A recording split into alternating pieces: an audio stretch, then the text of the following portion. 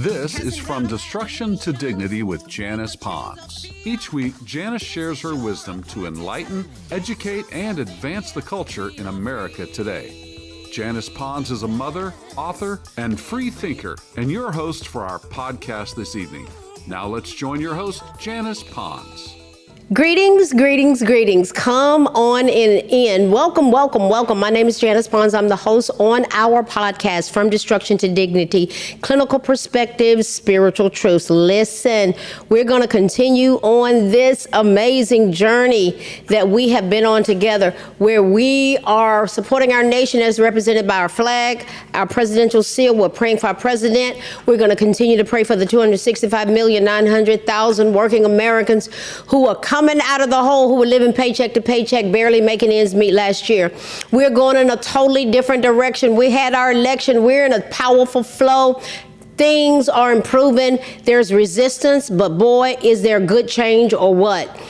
We've got a new leader. We've got Capitol Hill. We got our elections coming up in 2026. And tonight we're going to examine something that's generating a lot of discussion in our nation: turning the tables. And from a clinical perspective, we're going to talk about a winning mindset. Let's explore this together. We're going to dive in, my fellow Americans and my brothers and sisters. Remember, we're going somewhere, and it's expecting us when we get there. Come and go with me. What does it mean when we say to turn the tables? It means to change from being in a weaker position in relation to someone else to being in a stronger position. Democrats created what has been called a court monster. Now it's eating them up in some ways. The tables have been turned. Liberals used the court to bypass democracy for decades. Now President Trump is flipping that script and reshaping the judiciary in the process. The Supreme Court's ruling green lighting mass layoffs at the Department of Education. He can hire who he wants to. Sends a clear message: the courts no longer belong to the Democrats. For decades, Democrats relied on judges to impose policies they couldn't pass through Congress. So they were legislating from the bench. That's what they've been doing. That's what happened with Roe v. Wade. Think about that. Now, let me stay focused here. The role of the courts is to interpret the law. The role of the legislative branch is to make the laws. The role of the executive branch is to enforce the laws. And that's what President Trump has been doing, enforcing laws that hadn't even been acknowledged before. But that strategy of the liberal courts has collapsed that they had before. With a conservative majority now on the bench, the judicial workaround has given way to, imagine this, constitutional limits, and the left is losing. A clear example of this is that based on the Constitution, the High Court ruled in favor of the parents in Montgomery County, Maryland, having their First Amendment rights to religious freedom to be upheld regarding what their kindergarten children could be forced to be exposed to in the public schools. This spoke to the core of the LGBTQ agenda, and they were trying to say, we're just trying to promote kindness. That's all, just kindness. Listen, they were teaching these little kindergartners what to do with their hands, and by the time they got to middle school, they were telling them what to do with their fists related to somebody's body. I'll just leave it at that. So, my thing is, grown people can do whatever they want to do. Leave these children alone. Indoctrinating kindergartners regarding all things sexual. It was a violation of the parents' constitutional rights to force their children to be taught and celebrate things against their religious beliefs. It's like, to say, oh, well, people get married, okay, but it's not. They were being forced to celebrate it. They had the right to opt their children out. And that's what that quote, they said, okay, y'all gonna teach it, I can opt my children out. And they're like, but it's gonna cause such a hardship in the school system. Well, you know what? Work it out. Because they had worked it out before. They had been opting out, and somebody, who is that somebody, came in and said, it was under the previous administration, said they can't opt out. Parents' fault, and they won. Every time Democrats sue to block Trump's orders, they hand him another opportunity, and this court is more than ready to lock in conservative victories for a generation. Now, in the final week of its 2025 term, the High Court curbed federal courts' ability to issue sweeping nationwide injunctions. It affirmed the right of parents to also, these are the victories. These are, you can't, they're saying these federal courts, we're stopping this ability to issue sweeping nationwide injunctions, and that's what we do as a nation.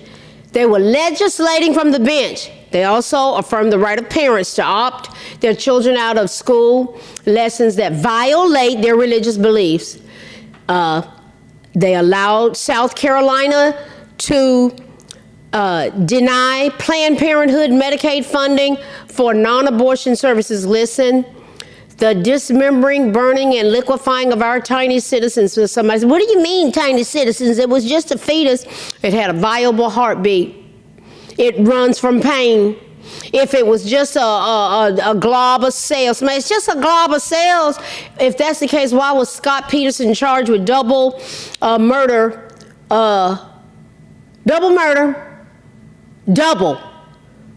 when he took the life of his pregnant wife, Lacey?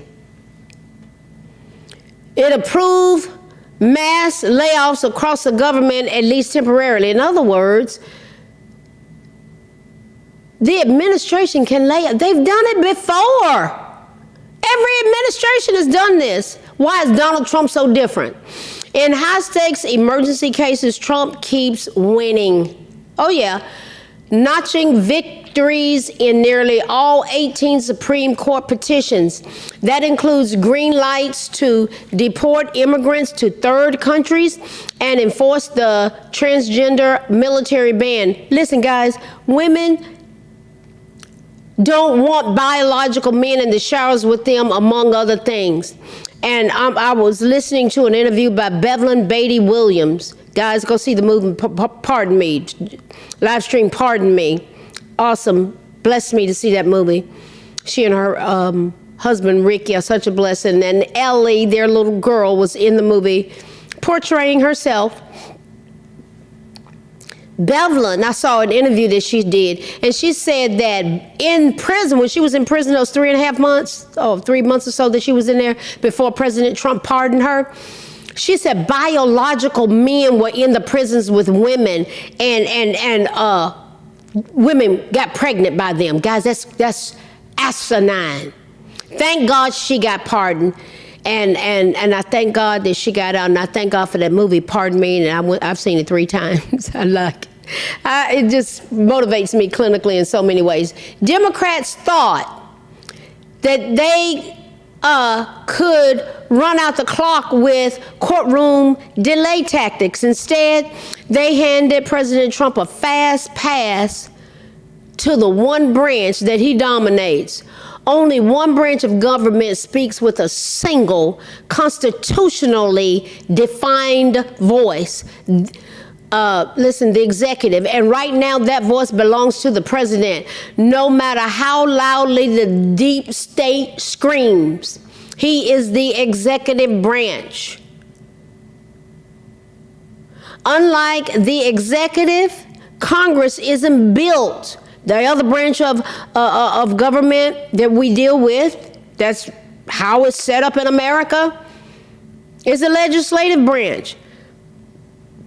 But Congress isn't built for speed. They delay things. It's fractured. It's slow moving by design. Hundreds of voices split by region, party, and ego. The judiciary can splinter too, with power scattered across lower courts nationwide. But the Supreme Court, that's a different story. With a 6-3 conservative majority, President Trump holds a 2-1 advantage. Imagine if Republicans had that kind of dominance in Congress.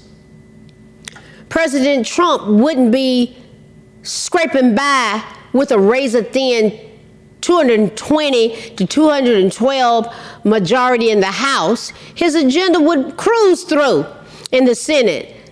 Forget the 60-vote filibuster firewall. Trump's bills would pass outright, hands down.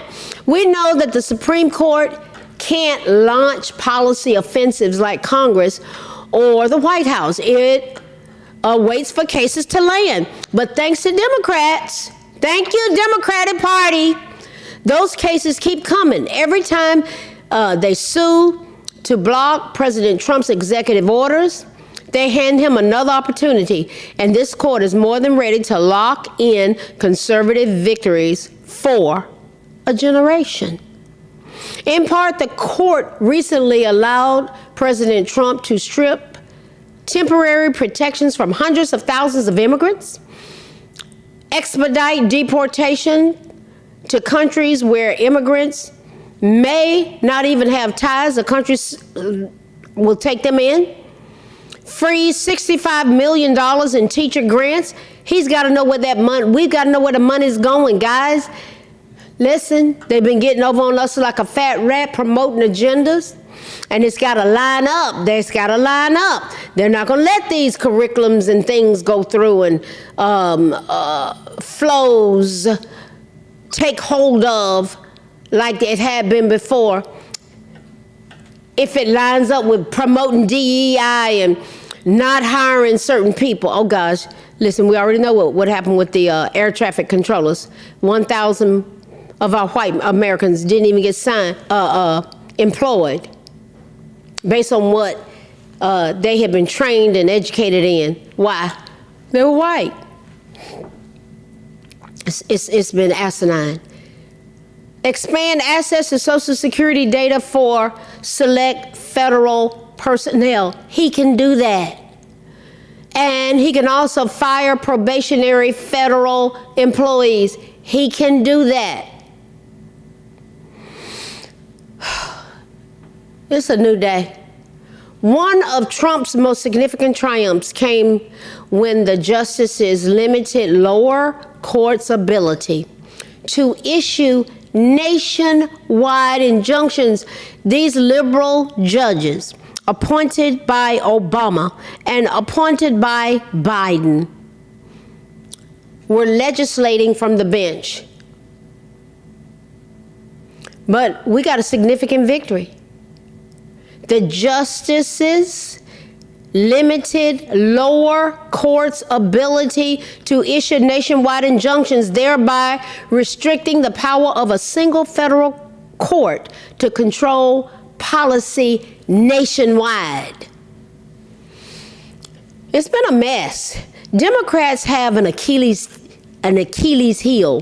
What's an Achilles heel? It refers to a person's specific weakness or vulnerability, even amidst overall strength, that can lead to their downfall. For decades, Democrats treated the courts as a shortcut to power. When they couldn't pass laws, they let judges do the work for them. That's what happened with Roe v. Wade. That was their crown jewel. A sweeping federal abortion mandate was put in place they never could have gotten through Congress. It should have been something we voted on. Even Ruth Bader Ginsburg admitted the legal reasoning was flimsy. That should have been voted on. They used the same playbook to expand the welfare state and rewrite social policy from the bench. Judicial activism became the norm. And both sides played the game, but Democrats played it hard. And now the rules are turning against them. We're talking about turning the tables.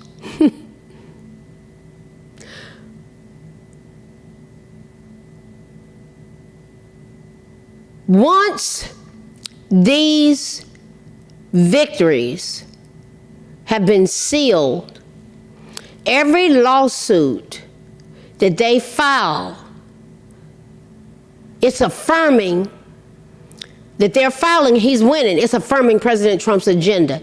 Even when he technically loses, the rulings often leave behind a roadmap showing exactly how to win the next round. It does. He knows how to strategize. The man is a strategy. He knows the art of the deal, but he knows what he's trying to get accomplished for this country. He has really contributed to making us safe. Democrats' Supreme Court problem could get a lot worse. Justice Sotomayor, the court's oldest liberal at 71 years old, well, a reality is she has type 1 diabetes and a history of health problems. If she happened to step down during his term, he could lock in a 7-2 conservative majority. And if either Clarence Thomas, 77, or Samuel Alito, 75, decides to retire, Trump could replace them with younger conservatives, extending the court's rightward tilt for decades. This would secure a conservative legacy. Trump has every incentive to issue bold executive orders, and he is bold. The man's got backbone. Each lawsuit the left files creates another opening for the court to back him and turn temporary wins into permanent precedent. By chasing headlines and placating the base with short-term court fights, Democrats are handing Trump the long game. Their decades of judicial overreach have backfired, my fellow Americans and my brothers and sisters.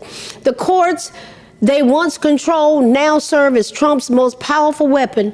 The general public needs to know how many billions they wasted. People respond when they find out how their tax dollars have been wasted. That's what's been happening too. All this is coming out. They respond when they think the economy is good under one party and really bad under another. It influences votes. So they need it drilled in their minds how wasteful and how bad our economy was when the Democrats were in control. That's easy to prove.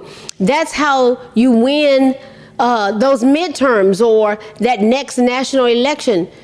The truth about money.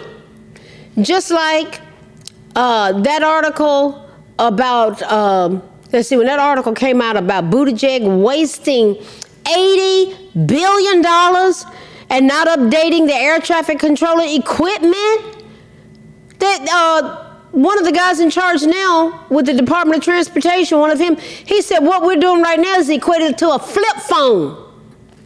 And part of the money for in the big beautiful bill is updating our airline, the whole system. We have to invest that kind of money. We're talking about basic safety. People get mad about the air traffic issues. Somehow they have to be made aware of what the Democrats did with that money. They need to be aware that 1,000 of our fellow Americans who were trained and educated and ready to be air traffic controllers, they were taken out of the pool because they were white. That's important. This brings us to our clinical perspective, having a winning mindset, guys. We're winning. Oh, yeah, we're winning. I love it. Y'all know I love it. This is a mental framework focused on achieving goals and overcoming challenges characterized by positive thinking, resilience, and a belief in one's ability to succeed. And do you think President Trump doesn't have that mindset? If you don't know it by now, wake up. It involves, he's always had it. His business is run that way. People that work for him, they just talk about how he is just so giving and kind and he takes care of them. He has a winning mindset. It involves cultivating habits and beliefs that support continuous growth and progress.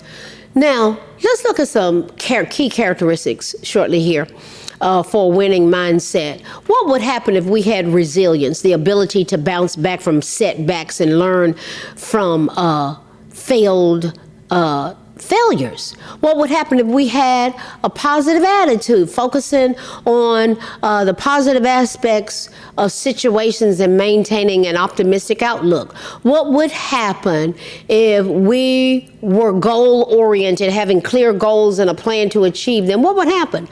If we had adaptability, being open to change and adjusting strategies as needed? What would happen if we had self-belief, believing in ourselves, believing in our own capabilities and potential? Suppose we raise our children this way, guys. This is what so many are lacking. People have not spoken that into their core, into their soul, their mind, their will, their emotions, their intellect, their drive, and their desires. It will change you. What would happen if we had a growth mindset, viewing challenges as opportunities for learning and development? What would happen if we had focus and concentration, being able to maintain focus on the task at hand and avoid distractions? What would happen if we had strategic thinking, planning ahead and making informed decisions? What would happen if if together as Americans, as groups, as families, as schools, as churches, if we had continuous learning, seeking opportunities to expand knowledge and skills? That's so needed in the church. Expand recovery support and structure, and having structured systems and support groups in place to support people as they're going through specific kind of issues that heretofore I've seen some ministries just say, we don't want to touch it. But the people are there struggling with it. Oh, yeah, and it can change their lives. How do we develop that kind of mindset? Everything that I just specified, that's how I flow. That's how I think. I can't wait. I pray to God that I've told God I wanted to live to be an old spry woman, because I want to speak this into my grandchildren. I want to help them to develop a winning mindset. What would happen if we learned to set clear goals? I had the solution-focused problem-solving model on the wall in my son's room when he was 6, 7 years old. That's how he thought. That's how, well, I don't know, Mom. Well, go look at the wall. Tell me what step you're on right now. And he come back and say, I'm on step 3. What's the next step then? 4. Logic and deductive reasoning took him to 4. And we went back and rehearsed 1, 2, 3, 4, 5, and 6. Once he met his goal, and he's soaring now as a man. He's soaring as an officer in the military. Praise God. I'm so proud to be a Blue Star mom. But I taught him how to set goals. And he was immediately recognized as having leadership potential. What would happen if we set clear goals, define what you want to achieve, and break them down into smaller, manageable steps? What would happen if we did that? We're talking about how to develop it. Excuse me. What would happen if we practice self-reflection, regularly assessing our progress, teaching our children to, and this is how we think in our household, to assess progress and identify areas for improvement? What would happen if we cultivate positive self-talk, where we replace these negative thoughts and make positive affirmations? What would happen if we visualize success, imagining ourselves achieving our goals, and boost motivation and confidence? What would happen if when we have challenges, it's a part of life, but we embrace it and we view setbacks as learning opportunities and develop resilience? My God, if we had our children and youth that were raised this way, and they can be. What would happen if we surround ourselves with positive influences, seeking support from people who believe in you and your goals? That's why when I went to Al-Anon, it changed my life. I'm telling you guys, this is a missed opportunity in churches. It'll be an outreach, a place where people can come. They can come, and they can gather, and they know they're loved. I remember when Tiffany Crutcher, she was on the news, and she said, we don't have what South Tulsa has over in North Tulsa. And I was like, immediately I was like, well, what South Tulsa does that North Tulsa doesn't do is recovery support groups. The churches open up their doors and let people have Al-Anon meetings in there for the loved ones of those that are dealing with addiction issues, guys. The number one group dying from fentanyl overdose are Black Americans. This should be recovery support groups everywhere, all over the nation, in every community, every ethnic community. And we're interracial, we're mixed, but you need them everywhere. That's what they do. They create environments that other cultures, they don't do it. We just don't do it. And then we wonder what's wrong. These things I'm talking about teaching our children how to think like this. Instead of somewhere talking about where them fans at and talking about getting behind that girl, holding that thing, sipping on moonshine. Come on. What would happen if, I tell you, guys, I'm tired of this seeing us lose. But it's because we get set up with these ways of thinking that are self-defeating, guys. They're self-defeating. What would happen if we practice mindfulness, where we pay attention to the present moment and manage stress effectively, guys? The way I see certain cultures managing stress is to jump on people and beat people in the head and inflicting traumatic brain injuries on each other.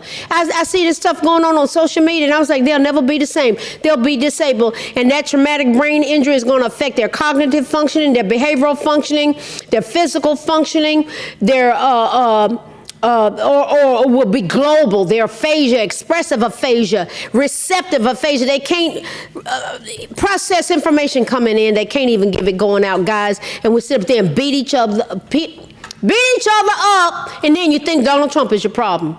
What would happen if we had never stopped, if we never stopped learning, setting it up that we're constantly in this cycle of learning, continuously seeking opportunities to expand your knowledge and your skills. I always, when I was a teacher and school psychologist and doing therapeutic groups with little kids and adults and middle schoolers and everything, I always frame everything with who, what, when, where, how, and why. Let's talk through that. Who, what, when, where, how, and why about what we're dealing with here. It takes things to another level. What would happen if we take consistent action? Don't just think about our goals, but take steps to achieve it. What have we looked at tonight? Turning the tables. Turning around, turning these tables. And our clinical perspective is exploring the dynamics of a winning mindset. Here's the bottom line.